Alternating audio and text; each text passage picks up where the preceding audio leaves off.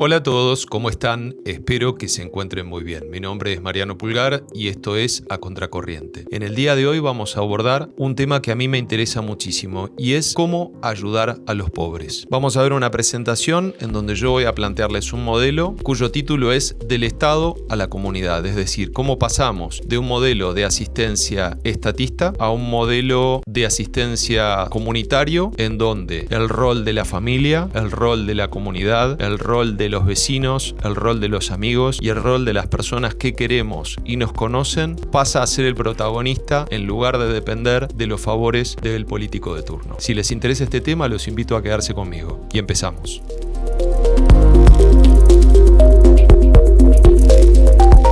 Esta presentación, cabe decir, la tenía preparada hace unos 2 o 3 meses más o menos, no recuerdo con precisión la fecha, pero lo cierto es que yo en este canal me había comprometido, aunque no prometido, a no meterme en temas de coyuntura política, principalmente por 2 motivos. El primero es porque creo que no tengo mucho que aportar ni que decir. El segundo, porque hay gente que lo hace mejor que yo y que además a mí personalmente no me gusta estar en la rosca política permanentemente, si bien es un tema que creo que queda claro que me interesa y mucho, pero me parece que precisamente estar todos los días rosqueando con el tema político e involucrado permanentemente en las noticias que nos van bombardeando nos genera una distracción en principio, nos genera una alteración en nuestro estado de ánimo, porque obviamente si permanentemente te están bombardeando con malas noticias, difícilmente te puedas sentir bien, y por otro lado te lleva a un estado de pesimismo que yo no comparto para nada. Y por eso es que precisamente este canal se centra en ideas que funcionan o en ideas que han probado funcionar, o por el contrario, mostrar cosas que efectivamente no funcionan y eventualmente propuestas que yo considero que son superadoras. No obstante, sí me gusta sacar provecho de la coyuntura política como disparador para poder hablar de determinados temas. Y este es el caso, pero con un retraso, como digo, de algunos meses, que por cuestiones personales no me había podido poner a grabar este trabajo, que por cierto ya tenía preparado y directamente casi finalizado desde hace un buen tiempo. Pero bueno, concretamente, para ir al grano, hace unos meses salió una noticia de un portavoz del grupo parlamentario de Unidas Podemos o Unidos Podemos, que es un partido político de ultraizquierda, aunque dentro del espectro político parecería ser que solo existe la ultraderecha y nunca se habla de la ultraizquierda. O sea, está tan corrido el espectro político hacia la izquierda que cualquier persona que se bañe y trabaje ya es de ultraderecha. Entonces, hoy voy a introducir la palabra ultraizquierda. El partido Unidos Podemos, del cual creo que ya quedan solamente los harapos, porque ciertamente es un partido en disolución, y que se transmutó después del 23 de julio de las elecciones presidenciales en España, se transmutó en otro partido que se llama Sumar, pero concretamente anunciaron el lanzamiento de una tarjeta que se llama Tarjeta Monedero, que viene a buscar ayudar a la gente pobre para la compra de alimentos. Entonces, como tengo, no sé si el beneficio o el maleficio, todavía no me queda del todo claro, de ser un emigrante o un inmigrante, dependiendo desde dónde nos posicionemos, que vengo de un país hispanoamericano como es Argentina, y que nací y viví durante 40 años en Argentina, me voy a dar la licencia de, si bien no decir que vengo del futuro, aunque algunas veces lo siento de esa manera, de decir que hay algunas cosas que ya las vi, o películas que ya vi, o fotos que ya vi, y que la verdad es que me alarma muchísimo verlas otra vez estando en un país que yo consideraba mejor. De hecho, lo sigo considerando mejor por muchos motivos, pero parece que los partidos políticos que están gobernando en este momento están haciendo todo lo posible porque cambie de parecer. Entonces vamos a pasar directamente a la presentación. Como verán, el título es Del Estado a la Comunidad, cómo ayudar a los pobres. Y para empezar, quiero compartirles un breve índice de los contenidos que vamos a abordar. La introducción es la que ya hice, contándoles que el portavoz parlamentario de un partido político de España estaba anunciando una tarjeta para la compra de alimentos. Después vamos a tratar de ver algunas definiciones respecto de la riqueza y la pobreza.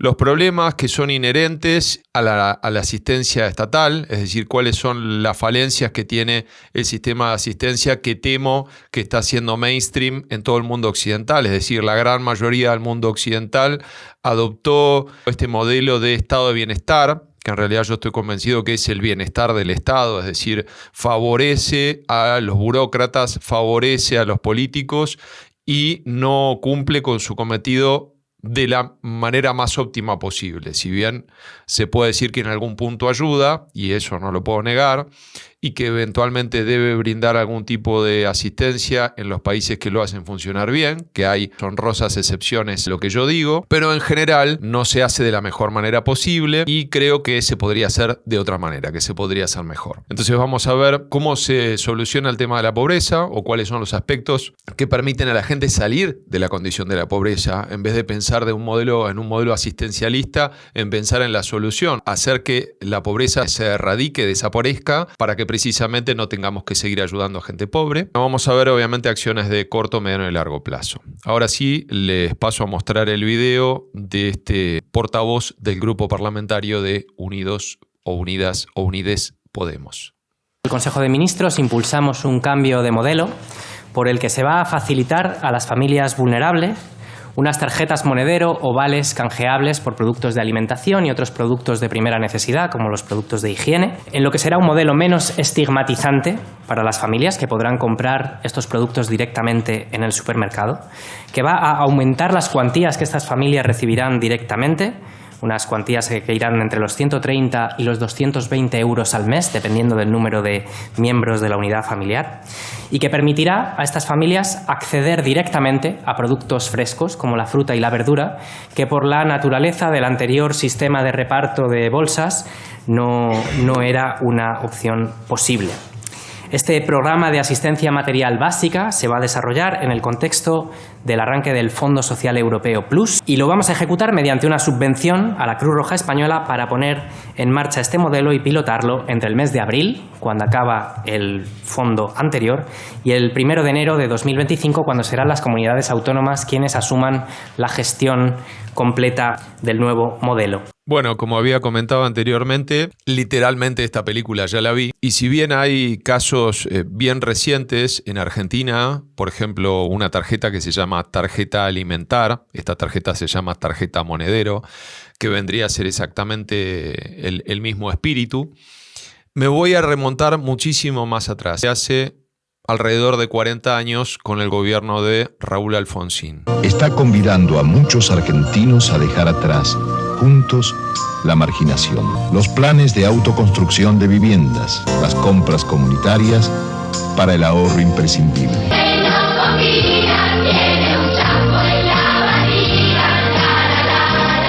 Programa Alimentario Nacional, mucho más que pan. Bueno, como verán, en Argentina, yo no me acordaba que en el video figuraba la fecha de 1984, es decir, este video tiene exactamente 40 años, no más o menos 40 años. Vemos el lanzamiento de un programa que se llamaba Programa Alimentario Nacional en Argentina, o le llamaban vulgarmente cajas PAN, que obviamente que eran las siglas del programa alimentario, pero simultáneamente hacía alusión al pan, precisamente al alimento más fundamental. El caso argentino creo que es un caso de lo más claro respecto de los resultados que obtuvo este modelo de asistencialismo estatal. Como vemos, de los últimos 40 años en Argentina, salvo 10 años que fueron, concédanme la licencia de fechas, más o menos entre 1990 y más o menos hasta el 2000, que hubo un modelo de libre mercado y Argentina se había reposicionado como uno de los países más libres de la Tierra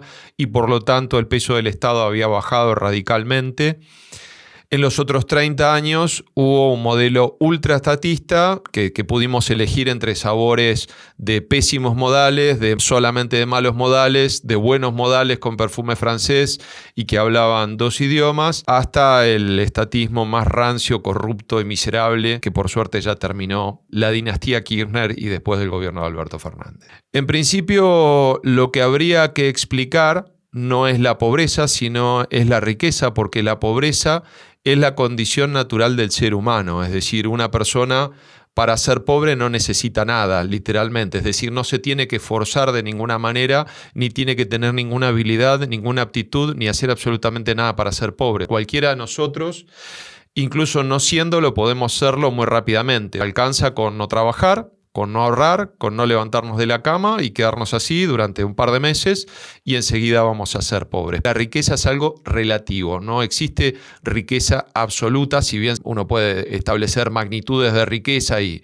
decir, bueno, que la riqueza absoluta es tener $1.000 millones y podríamos más o menos estar todos de acuerdo que eso es riqueza, pero la riqueza es un concepto relativo, es decir, para una persona que no come todos los días, una persona que sí come todos los días, posiblemente considere que esa persona es rica. Para mí, que yo como todos los días, ver a una persona que viaja en un avión privado todos los días, como un empresario, no sé, de la talla de Elon Musk o de Bill Gates o de cualquier otro empresario o de Warren Buffett, que tranquilamente se pueden permitir andar en un avión privado, para mí eso es riqueza. No obstante, la pobreza es bastante más fácil de definir. Hay una pirámide, un modelo que se estableció, si no me acuerdo mal, en 1946, no quiero decir una tontería, pero un teórico armó esta pirámide que se llama pirámide de Maslow o pirámide de necesidades, en donde estableció necesidades en dos grupos. Por un lado, un grupo de necesidades de supervivencia, en donde establece necesidades básicas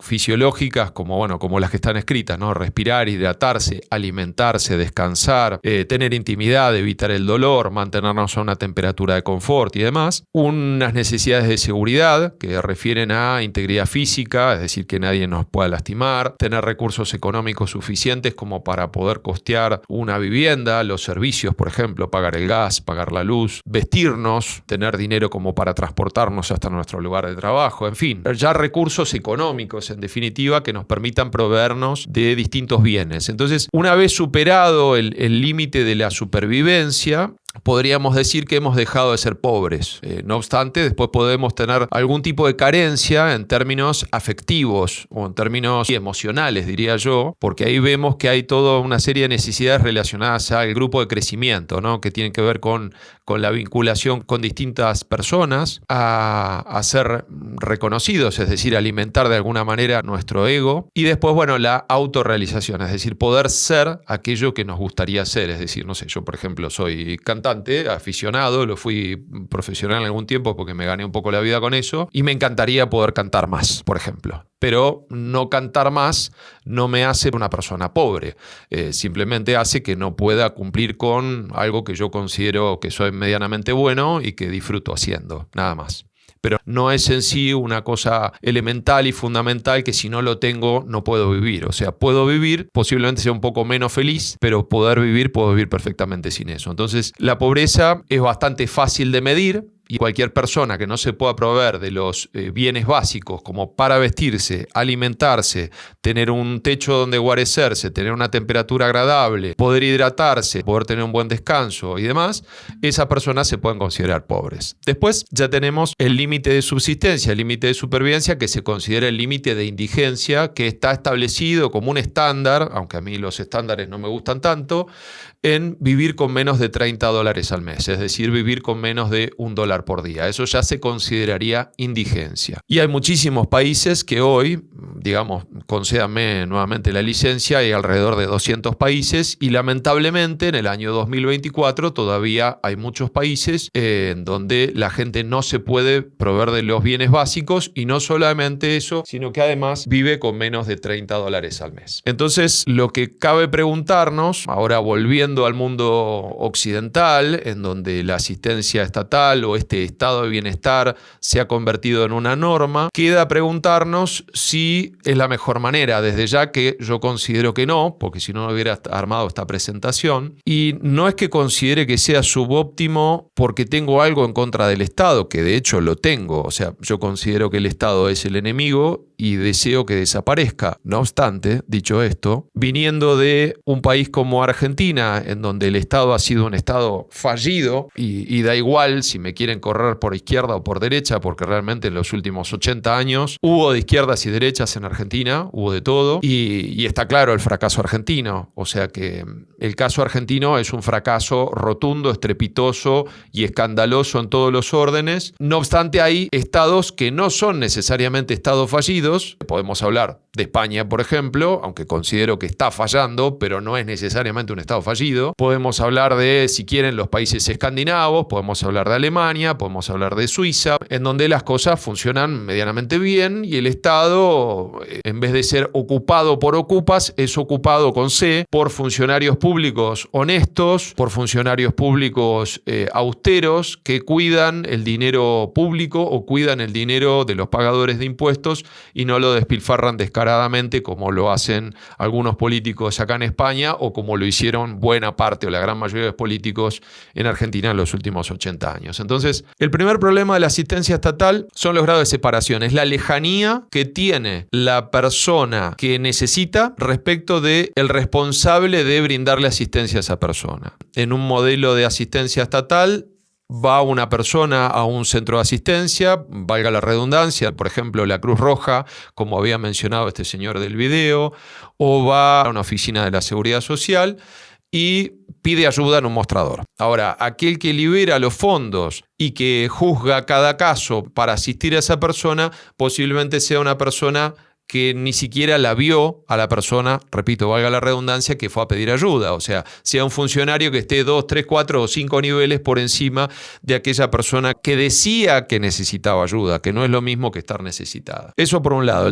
Por otro lado, la burocracia cuesta dinero, por lo tanto, de cada dólar o de cada euro o de cada peso argentino del que dispone el Estado para que llegue al interesado o al que realmente está necesitado, no va a llegar $1 o no va a llegar un euro o no va a llegar 1.000 pesos en este caso para establecer una equivalencia, sino que va a llegar mucho menos, porque todo ese personal que está atendiendo a las personas que, repito, dicen necesitar ayuda, tienen que cobrar un sueldo y esas personas además tienen que ocupar un puesto de trabajo en un edificio gubernamental que tiene gastos de energía, gastos de infraestructura, gastos de seguridad, gastos de manutención, etcétera, etcétera. Entonces hay una suerte de embudo en donde empieza una cantidad descomunal de dinero que es el dinero que aportan los pagadores de impuestos y por otro lado lo que llega finalmente a la persona que dice estar necesitada o que está necesitada es muchísimo menos. El otro punto lo mencioné antes, hay una distancia muy grande entre el que dice estar necesitando la ayuda y quien efectivamente libera los fondos o asigna discrecionalmente los fondos para brindar esa ayuda. Es muy difícil, si no imposible, saber si este aparente necesitado, y les voy a desarrollar esto, aparente necesitado,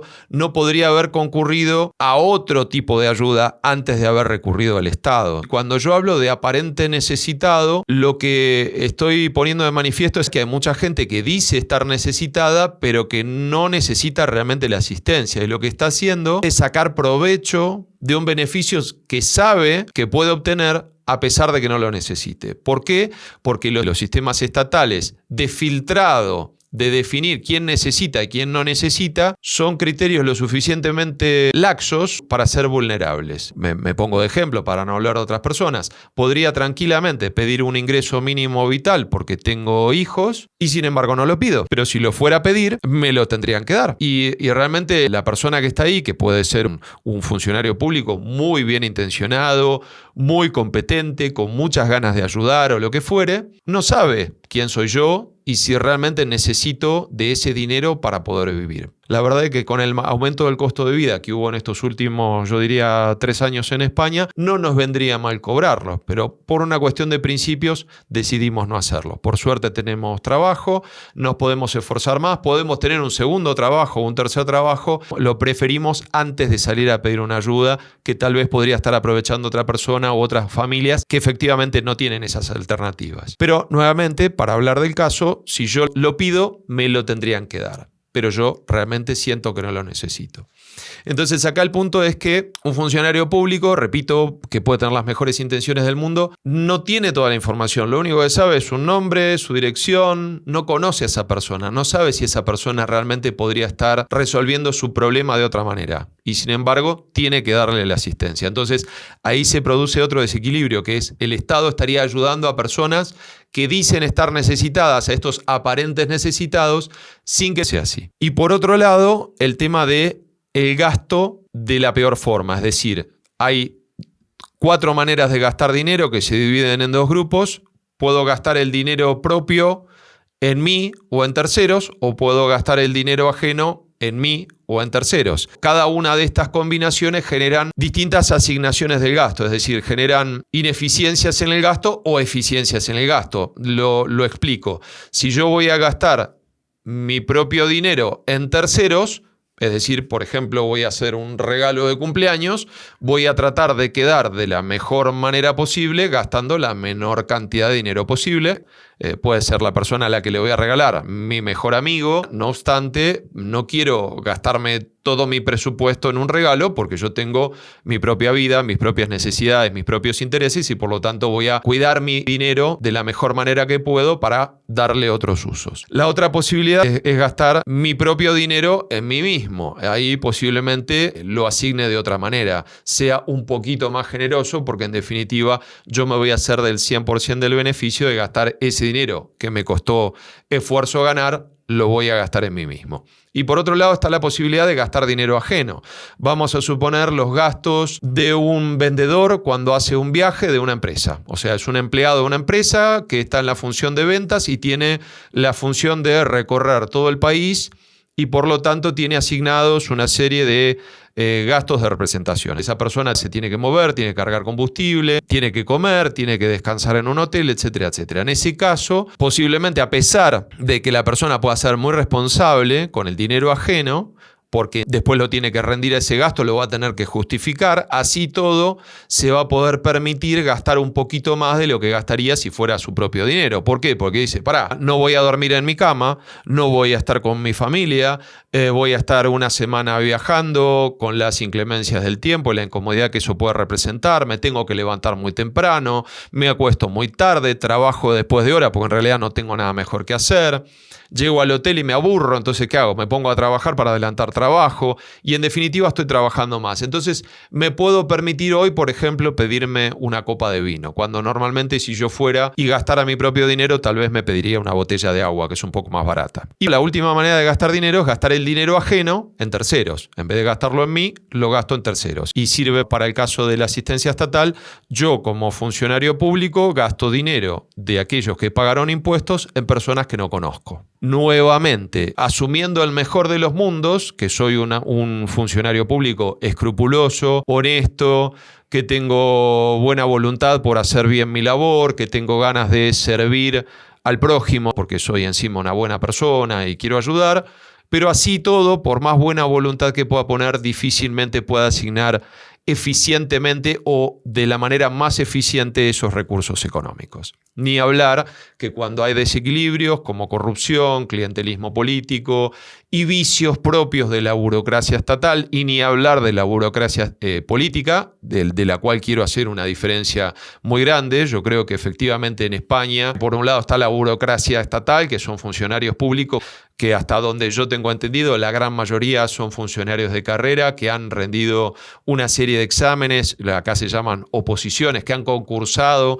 para poder acceder a una posición y por lo tanto, como mínimo son idóneos. Después podemos cuestionar si tienen buena voluntad, si no la tienen, pero por lo menos son idóneos, cosa que en Argentina temo que la mayoría de los funcionarios públicos son puestos a dedo. Nuevamente hay honrosas excepciones, pero allá es la regla que sean puestos a dedo y que hay unos pocos que concursan, y acá la regla es que concursen y unos pocos sean puestos a dedo. Entonces quiero hacer una gran división entre lo que es la burocracia estatal de un funcionario que ha concursado y que se ha ganado ese lugar y que le pagan de acuerdo a su conocimiento, con un político que normalmente escala porque hizo algún favor espurio y nada más. Seguimos con la presentación. Otro problema de la asistencia estatal es el clientelismo. Y acá esa distinción que hice antes respecto al funcionario del político es muy importante. ¿Por qué? Porque los que se benefician de asistir a los pobres no son los funcionarios públicos de carrera. O sea, un empleado público que está atendiendo a una persona que viene a pedir ayuda, posiblemente no reciba ningún beneficio de haber ayudado a esa persona. Es decir, esa persona a lo sumo le dirá gracias,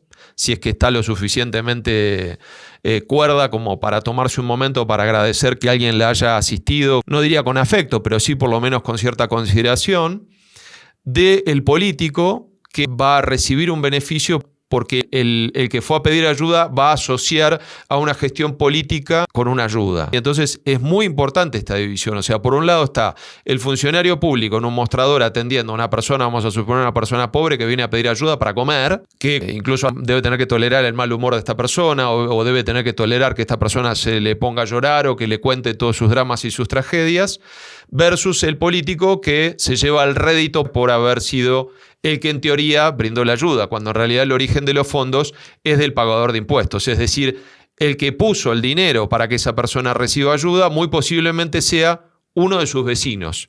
El político tiene incentivos para vincular las ayudas a los votos. Si vos me das tu voto, yo te voy a ayudar. O al revés, como yo te ayudé, lo lógico sería que vos me des tu voto. Una vez que se establece esta red clientelar, es decir, te cambio un voto por un favor que te voy a dar, es muy difícil de desmontar. Hay un profesor de una universidad de Santiago de Compostela que yo siempre cito en mis videos, que me gusta muchísimo, que se llama Miguel Ancho Bastos, y él defiende el modelo del caciquismo, pero tiene muchos matices esto. Él lo defiende en el sentido de que él considera que es buena idea que el político esté cerca de la gente, pero para que eso pase, las estructuras administrativas tienen que precisamente eliminar grados de separación, que era el tema que hablábamos antes.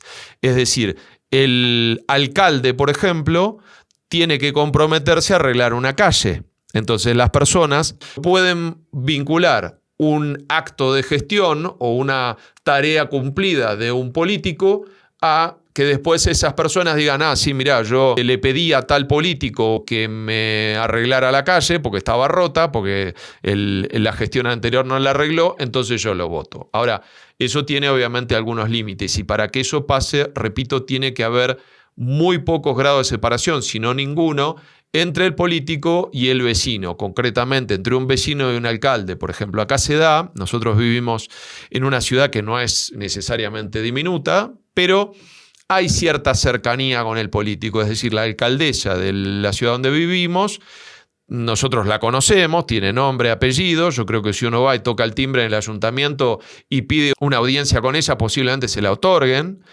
Y uno tranquilamente le puede decir en la cara las cosas que uno cree de esa persona. Entonces ahí creo que esta idea de que uno pueda relacionar una actividad o una acción concreta de un político con después decir, bueno, mira, como vos hiciste tal y tal cosa y veo que mi ciudad o mi pueblo está mejor, yo voy a confiar en vos nuevamente y te voy a votar. Pero no se da en la mayoría de los lugares eso. O sea, en general el alcalde está muy lejos de los vecinos, por dar un ejemplo de distintos actores que podrían estar relacionados.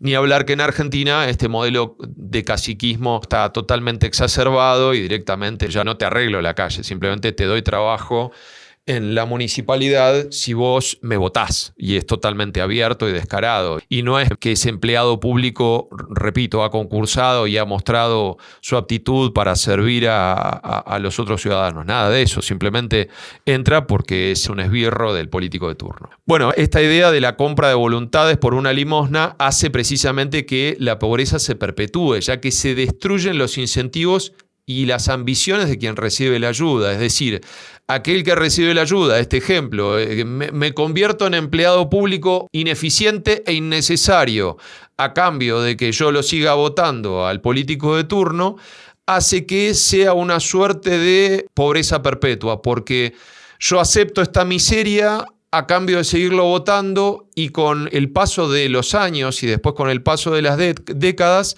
este modelo se va enquistando y yo pierdo mis ambiciones. Es decir, me conformo con una limosna, me conformo con ganar un sueldo miserable y ya dejo de aspirar a mejorar mi vida. Vamos ahora a atacar las consecuencias. De corto plazo estamos todos de acuerdo de que lo moralmente correcto es ayudar a un necesitado. No obstante, lo que hay que tener en claro es que el que generó la pobreza en primera instancia fue el Estado. Es decir, si hay estados o hay países que tienen muy bajos niveles de pobreza y el Estado tiene un gran nivel de intervencionismo, es porque ese Estado eventualmente hizo una buena gestión. Y si tenemos estados con altos niveles de intervencionismo y altos niveles de pobreza, podemos inferir de la misma manera en que nuevamente el Estado ahí hizo una mala gestión, porque si tenemos más o menos la misma relación gasto público o peso del Estado, Producto Bruto Interno, de un país respecto de otro, y uno tiene 2% de pobreza y el otro tiene 50% de pobreza, claramente hay un grupo de funcionarios públicos y políticos que lo están haciendo mejor y otros que lo están haciendo peor. Se tienen que obviamente atacar las causas que originan esa pobreza para evitar que exista directamente a largo plazo. Y una vez resueltas las causas, lo que tenemos que hacer es dejar reducida la pobreza a un grupo de personas totalmente marginales, es decir, a personas que directamente están desvalidas por algún motivo, por discapacidades físicas, por enfermedades psiquiátricas, por adicciones, y ya empezar a elevar el nivel de la conversación. Es decir, ahora no tenemos, como en Argentina, 50% de pobres, es decir, 20 y pico de millones de seres humanos que son pobres. No, ahora tenemos a 1 millón o 100.000 personas. Y esas 100.000 personas, bueno, por otras gestiones, por el paso del tiempo, por distintas generaciones que se fueron deteriorando, lamentablemente han quedado excluidas del sistema. Bueno, ¿cómo hacemos para asistir a esas personas que no se pueden valer por sí mismas y posiblemente no se puedan valer por sí mismas nunca más? Bueno, y el último punto, si los niveles de pobreza son altos, es porque el Estado ha generado las condiciones para que eso ocurra, que es lo que decía antes. Bueno, el tema de la contradicción de incentivos es muy importante y acá no tiene que ver con ser buena persona o ser mala persona, ser bien intencionada o malintencionada. Y nuevamente me quiero enfocar en la distinción entre un político y un funcionario público. O sea, para un político, cuantos más pobres haya, más fácil va a ser influenciar a esa gente para que lo vote a cambio de algún tipo de favor. A una persona educada y bien alimentada y que tiene absolutamente todas sus necesidades cubiertas, yo creo que va a ser prácticamente imposible que un canto de sirena a un político le llegue ni siquiera a los oídos. O sea, va a decir, este tipo es un cantamañanas, como se dice acá, o como se dice en Argentina, es un chanta, y no voy a comprar ninguna de sus mentiras. Para un político es bueno el modelo en donde hay mucha gente pobre. Tiene muchos incentivos para que haya gente pobre. Y por el contrario, tiene pocos incentivos para eliminar la pobreza. Si en definitiva su función es ser reelegido todas las veces que pueda, lo que va a querer es una base de votantes lo suficientemente grande que asegure ese objetivo, porque los políticos en definitiva, la gran mayoría, repito, habrá honrosas excepciones, tiene como finalidad perpetuarse en el poder. De hecho, lo hemos visto, por ejemplo, en el caso de la familia Kirchner en Argentina, que hubo una sucesión dentro del mismo matrimonio. Entonces, tranquilamente se podrían haber ido sucediendo entre la pareja eternamente y en definitiva estarían gobernando las mismas personas. Sucedió, bueno, el caso fortuito que falleció uno de ellos y no se pudo dar el caso. Por otro lado, para el caso del funcionario público, cuanto más grande es el problema, mayor será su jerarquía y su pago. Y esto nuevamente quiero enfatizar, incluso asumiendo en el escenario de una persona tremendamente escrupulosa, bien intencionada, buena, honesta, capaz, que ha concursado por esa posición, que se la ha ganado con el fruto de su esfuerzo, los incentivos están diseñados de esa manera. Cuanto más regulaciones haya en el sistema, más trabajo va a poder tener esa persona. En el caso de, por ejemplo, la policía, para que un policía cobre más sueldo, tiene que haber más delincuencia, no menos delincuencia. Y repito, no es porque el policía sea un corrupto o sea mala persona o sea deshonesto. Simplemente el diseño del sistema hace que existan ese tipo de desequilibrios o de contradicciones de incentivos. A todo el sistema político, y ahí sí los voy a poner en un grupo, aunque antes hice una muy buena distinción, en su conjunto, con todos los matices y todas las aclaraciones pertinentes, al establishment político y burocrático le conviene que haya más gente necesitada porque eso garantiza su progreso y su ascenso. Entonces ahora queda la pregunta, ¿cómo pasamos del Estado a la comunidad? Es decir, ¿cómo se soluciona el problema de la pobreza sin que deba haber intervención estatal o que la intervención estatal baje al mínimo? Entonces, acá establecí como 3 pilares y el primero tiene que ver con la asistencia privada. Y el primer subítem de la asistencia privada tiene que ver con volver a los valores que hicieron grande a Occidente. Es decir, la gran mayoría de Occidente se hizo en base a la unidad familiar, a la familia, a una familia compuesta por una mamá, un papá, la mamá mujer, el papá hombre e hijos. Esa era la unidad social y comunitaria más pequeña que existió. No creo que sea el objeto de este video ponernos a dilucidar por qué motivo se fue destruyendo la familia como la institución más relevante de la sociedad. Pero lo cierto es que la familia como tal se fue degradando, deteriorando, destruyendo hasta lo que tenemos hoy. Hoy tenemos familias que están conformadas por padres del mismo sexo y del mismo género. Después podemos hablar en otro video sobre el tema. Muchos podrán decir, ¿y eso qué tiene de malo?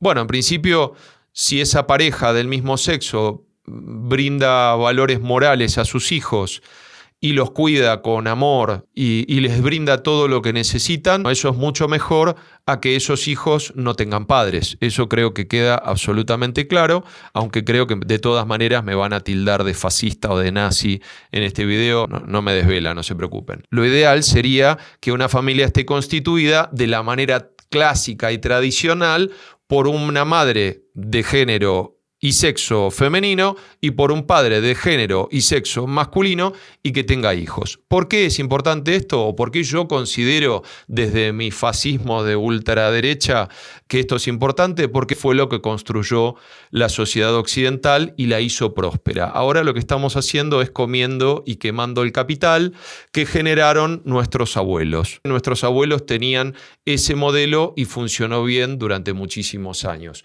Ustedes me van a poder decir, y nuevamente no es objeto de este video, había muchos desequilibrios, había mucha infelicidad, había mucha frustración, las mujeres tenían otro rol, había hombres abusadores y golpeadores y no tengo dudas de que todo eso pasó, pero así todo creo que era un modelo que se podría haber mejorado, corregido, sin disgregar a la familia, sin destruir por completo la institución familiar. Es decir, que las mujeres tuvieran cada vez mayor relevancia, mayor poder y se las respetara más, no va en detrimento de que pueda existir una unidad familiar y una institución familiar tradicional como se la conoce.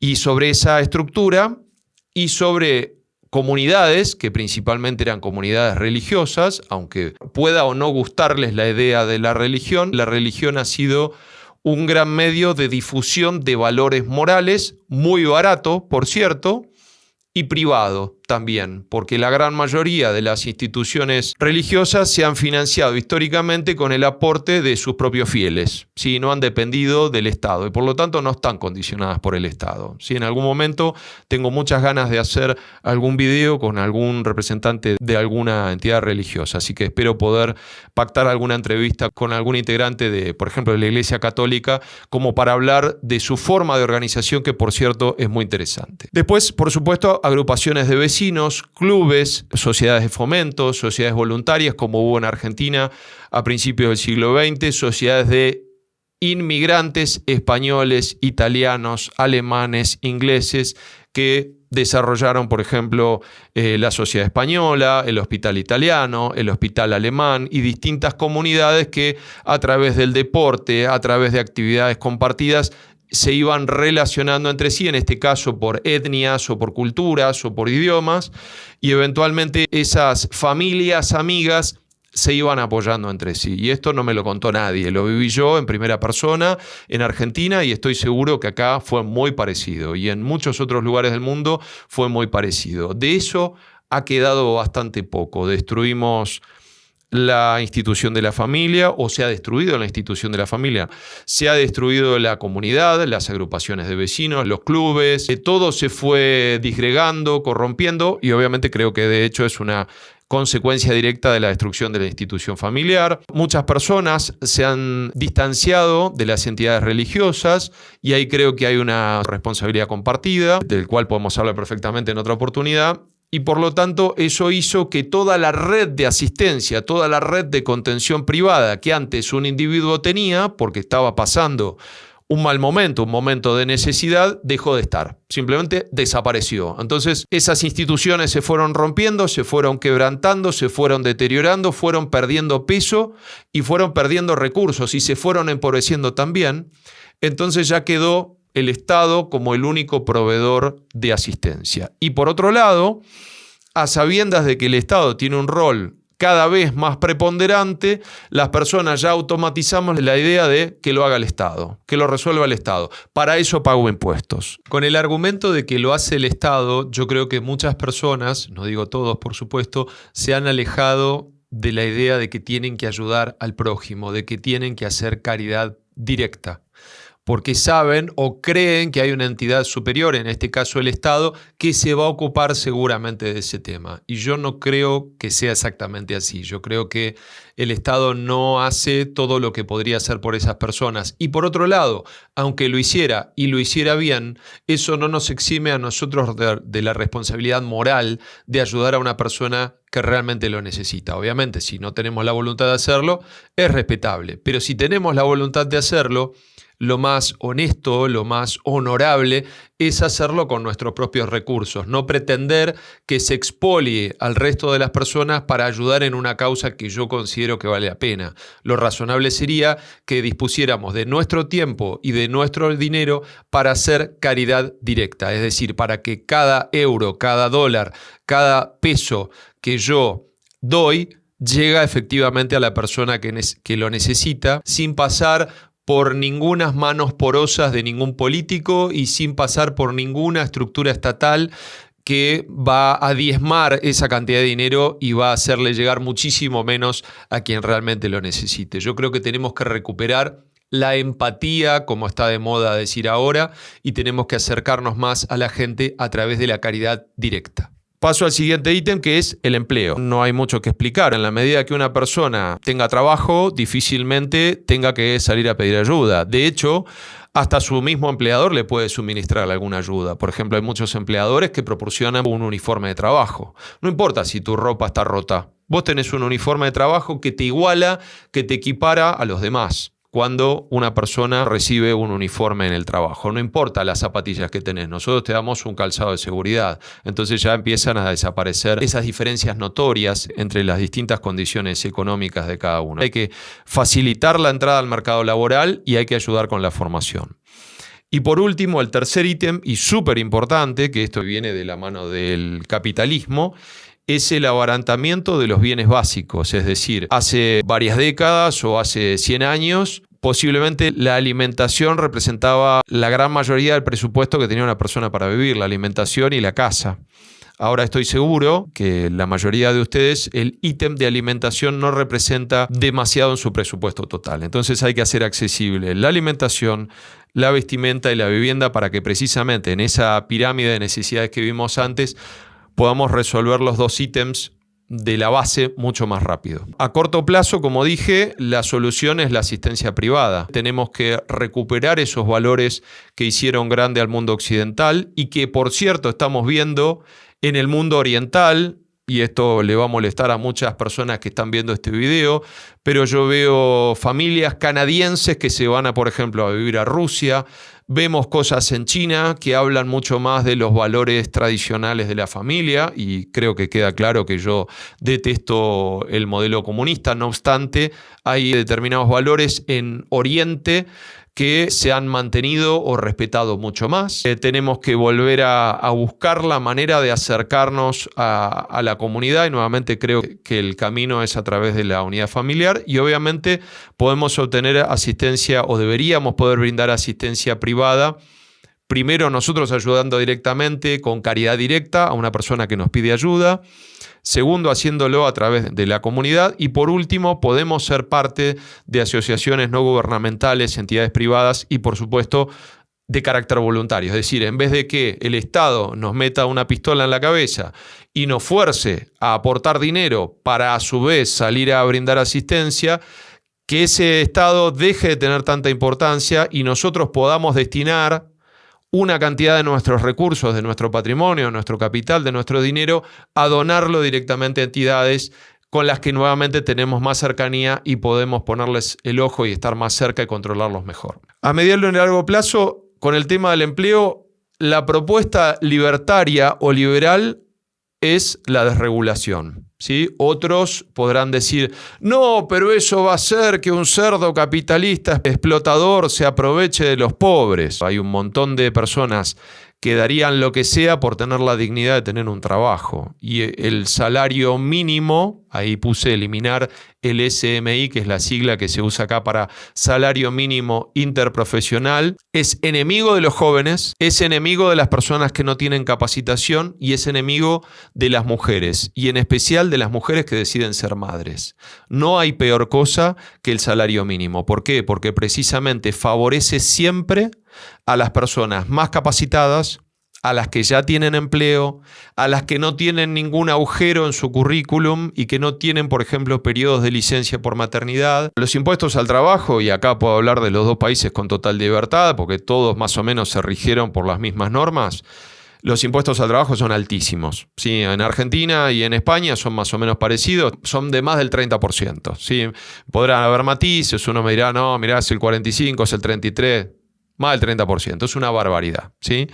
Y fíjense qué paradoja, ¿no? Los políticos que dicen que nos quieren proteger de distintos vicios poniendo altos impuestos a las cosas que no quieren que prosperen, por ejemplo el tabaco o el alcohol o cualquier otro tipo de estupefaciente, le ponen altos impuestos, o a los carburantes, por ejemplo a los combustibles, porque no quieren que usemos el auto. Bueno, si querés desincentivar una determinada actividad, ¿qué haces? Pones altos impuestos. Bueno, resulta ser que el empleo también tiene altos impuestos. Entonces, la sensación que da es que quieren desincentivar el empleo, no incentivarlo. Otra propuesta es implementar la mochila austríaca. Me gustaría hacer otro video directamente sobre el tema de la mochila austríaca, pero lo que viene a hacer es a eliminar los impuestos al trabajo o a bajarlos muchísimo y a también eliminar la indemnización por despido. Nuevamente hablo de España y de Argentina.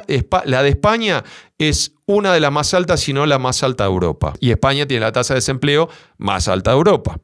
Y en Argentina es homologable, es muy parecida, es muy alta, ¿sí? Ni hablar que en Argentina además hay desarrollada toda una industria del juicio de la cual lamentablemente no gana el empleado y pierde mucho el empleador también. Es decir, salen los dos protagonistas, los dos que pusieron o esfuerzo o capital, los dos salen perdiendo. Y el que sale ganando es eventualmente el abogado o el sistema de justicia, pero no las dos partes involucradas. Entonces, la mochila austríaca viene a ser un sustituto de la indemnización por despido y de los impuestos al trabajo. Después se puede discutir si podría hacerse un aporte a la mochila austríaca de la misma cuantía que hoy tienen los impuestos al trabajo, pero así todo sería un beneficio neto para el empleado que vería aumentado su patrimonio, sus ahorros futuros y sus posibilidades para irse a otro trabajo, simplemente porque tiene ganas y no pierde los derechos que adquirió durante todos los años que estuvo trabajando para su empleador anterior. Eliminar impuestos progresivos. El impuesto progresivo es lo más antirriqueza que existe.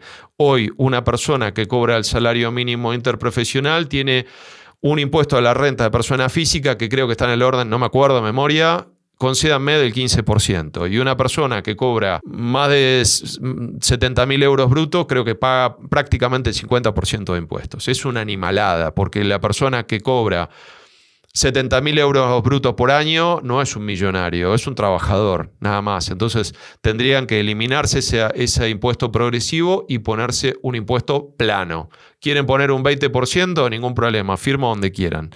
Van a recaudar más, va a ser un sistema más justo y la gente va a tener mucho más dinero del que va a poder disponer libremente. ¿Quieren hacer una suerte de progresión, pero que en vez de que tenga tantas escalas, que tenga menos y que castigue menos a los que ganan más? Sobre este marco se puede discutir y obviamente que yo soy un don nadie. Muy posiblemente a nadie le importe lo que yo estoy contando acá, pero sí puede ser un disparador para que las personas que toman decisiones, para las personas que hacen políticas públicas puedan plantear estos temas, puedan discutir estos temas y se pueda establecer algo a mitad de camino entre el modelo ultralibertario y el modelo ultraestatista que se conoce hoy. Estoy seguro que cualquier cosa que esté en el medio va a ser sin duda superadora a la realidad que tenemos hoy. Y facilitar la creación de grandes empresas. Nuevamente hablo de España porque es un tema que conozco más o menos bien. Acá la gran mayoría de empresas son pymes. Son empresas de menos de 50 empleados. Hay, si no me acuerdo mal, y si quieren me pueden corregir en los comentarios sin ningún problema, alrededor de 3.400.000 pymes en España. En Argentina hay alrededor de 600.000. No sé el número finito, si son 650.000, 600.000, 630.000 o algo a mitad de camino. No lo sé. Pero lo cierto es que el músculo productivo de empresa pequeña y mediana en España es descomunal. Pero fíjense el dato, la gran mayoría de esas empresas se mantienen 49 empleados y nunca cruza la barrera de los 50 empleados. ¿Por qué? Porque una vez que cruza la barrera de los 50 empleados, lo tiene al Estado, que ya era socio prácticamente mayoritario de la empresa, lo tiene metido adentro de la empresa. Tiene sindicato, tiene cupo de género y tiene que cumplir con una serie de requisitos totalmente demenciales que, ¿qué hacen? Benefician a las grandes empresas. Es decir, en vez de favorecer que haya un ascenso social tanto de las empresas como de sus empleados que puedan, como la empresa es cada vez más grande, pueden cobrar cada vez mejores salarios y pueden tener cada vez mejores condiciones salariales, no. Lo que hace es que las empresas que son chicas se quieren mantener chicas porque saben que si crecen se meten en un despiole tremendo. Entonces, ¿qué hacen? No crecen. ¿Y eso qué hace? Favorecer a las empresas que ya están establecidas. Favorecer al statu quo. Ya nos estamos acercando al final de esta presentación y vamos a abordar el tema de mediano y largo plazo, en línea con lo que ya vimos, en principio el tema de volver a la caridad privada, a la cercanía entre aquella persona que dice necesitar ayuda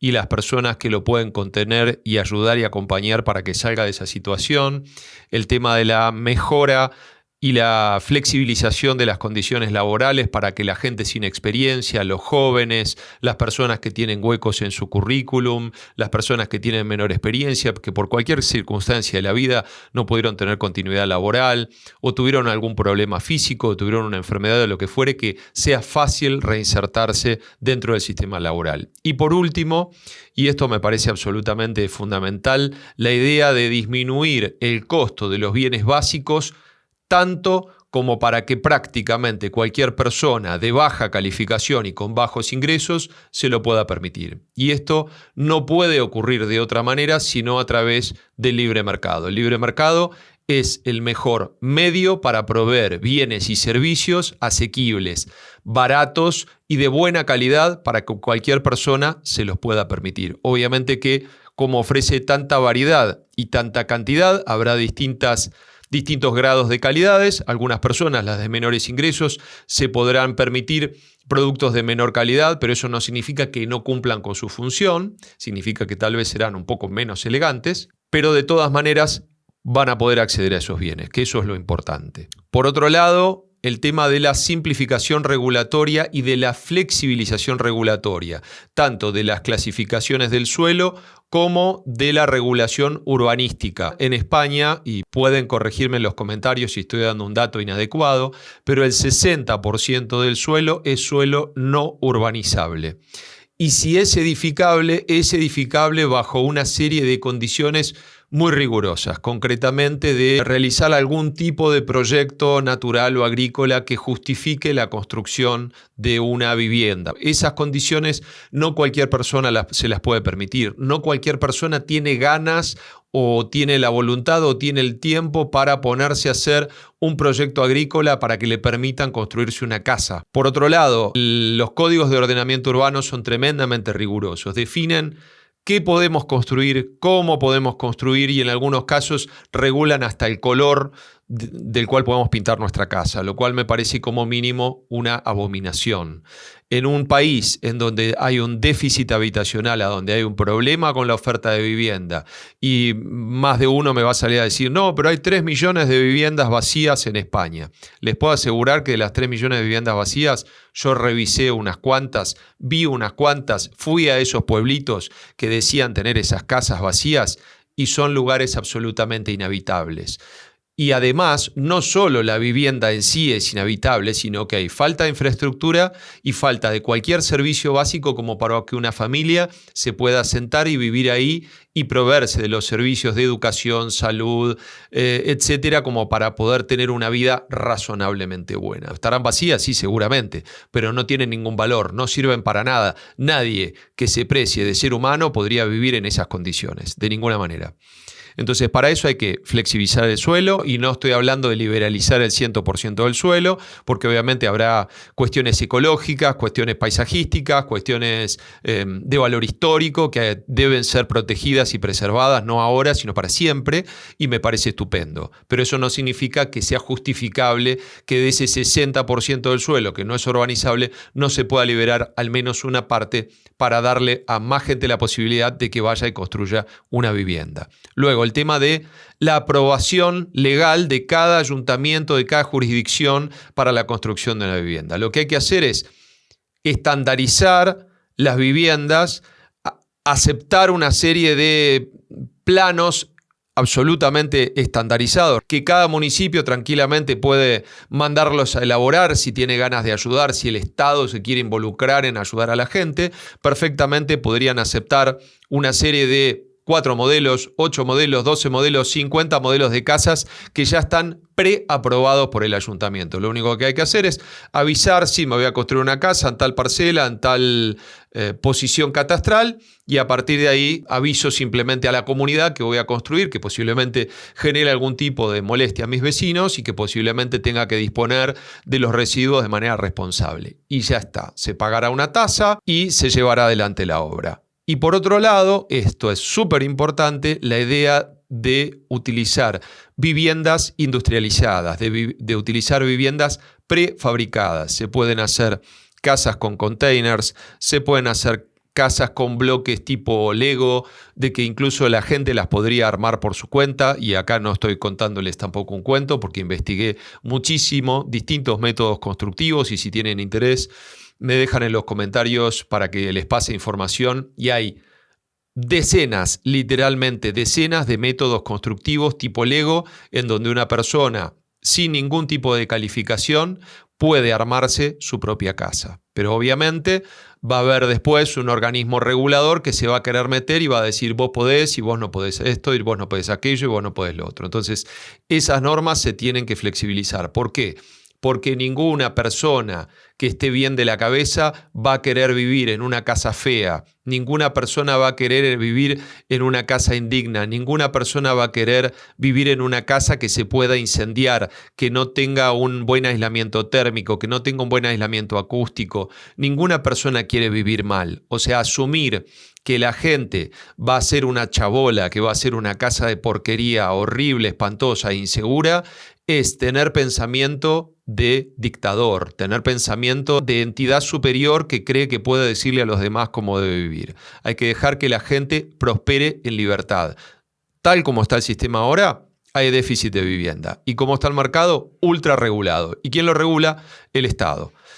Por último, el tema del acceso a crédito con tasas bajas. España en ese sentido lo tiene bastante bien. Hace muchos años que hay acceso al crédito. No obstante, y esto hay que decirlo, como el mercado laboral del cual hablamos antes está tan mal, hay muy pocas personas que tienen los ingresos suficientes como para poder sacar un préstamo hipotecario. O sea, no es que haya necesariamente un problema de oferta con el préstamo hipotecario, sino que hay un problema con los ingresos de las personas que quieren sacar esos préstamos, y por lo tanto, como dije antes, tenemos que resolver el problema de la flexibilización del mercado laboral. Bueno, este es el final de la presentación. Espero que este video los haya hecho reflexionar sobre distintas ideas y distintas alternativas para mejorar la situación de la gente pobre, que haya sido un disparador para generarles distintas inquietudes sobre distintas ideas o posibilidades o caminos para cambiar la realidad de la gente que necesita ayuda.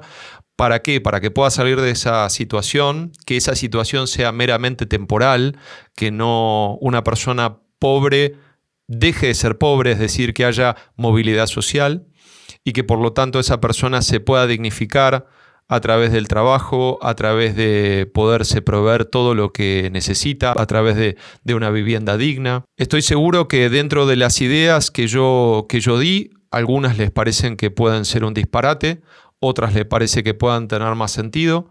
Me gustaría que se enfoquen en aquellas que son un disparate y no me crean a mí, porque yo no soy nadie muy relevante. Simplemente soy un curioso, un ávido lector que trata de aportar mi granito de arena para mejorar la situación. Como verán, mi canal tiene todavía muy poquitos seguidores, así que no creo que llegue a una gran audiencia, pero a los pocos que me siguen, a los cuales agradezco mucho, por cierto, espero que esto les genere inquietudes como para salir a buscar más información. No me crean a mí, no me tomen particularmente en serio. Lo que yo propongo no tiene por qué ser aquello que se haga, ni mucho menos, pero si hay algo que tiende hacia estas ideas que yo les fui contando, que por cierto funcionan en muchos lugares, están implementadas, no son una idea delirante ni mucho menos, pero sí que les genere inquietudes como para que ustedes puedan hacer su propia investigación, sacar sus propias conclusiones, comentar este video si les parece que les aporté algo útil o si no están de acuerdo conmigo, que me lo digan respetuosamente de la misma manera que yo me dirijo a ustedes.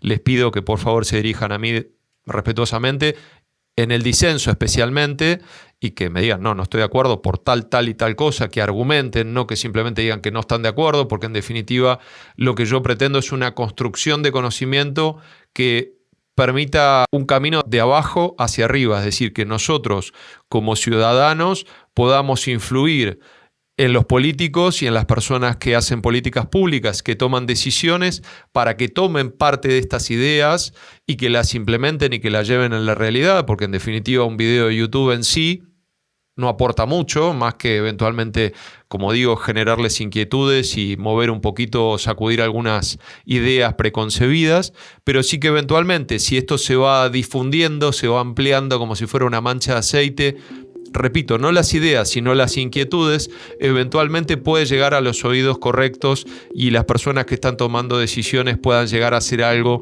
en la dirección que mejore la condición actual, aunque no sea lo óptimo, aunque no sea lo que a muchos nos gustaría, pero que mejore la realidad que tenemos hoy, que ese es en definitiva el objetivo. Les agradezco por la paciencia, si se quedaron hasta acá, bueno, es alguna especie de milagro. Así que les agradezco especialmente por haberme acompañado en este camino, en esta presentación, y espero verlos muy pronto en un próximo video, ya que retomé mi actividad. Les mando un fuerte abrazo y hasta la próxima.